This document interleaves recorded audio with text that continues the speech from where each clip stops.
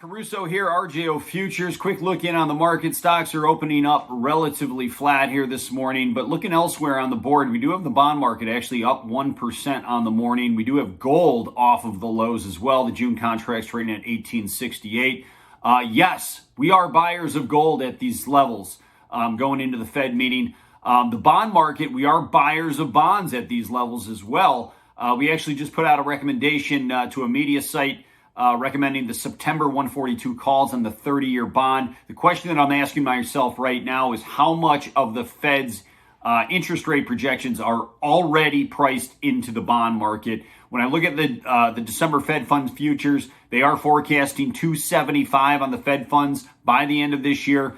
We still think it's going to be a stretch for the Fed to even get to 2%. So if you see the Fed even waver one bit, you're going to see a big reprice, we think, in the bond market over the course of the next several weeks. So keep that in mind. We have seen the 30-year mortgage run from the low 3% to now pressing up against 6%, which is a very fast move. And we do think that that is likely going to quiet down a little bit here over the near term. We do think we could see a reprice in the bond market going forward from here. So best of luck to you out there. We'll catch you back here next time.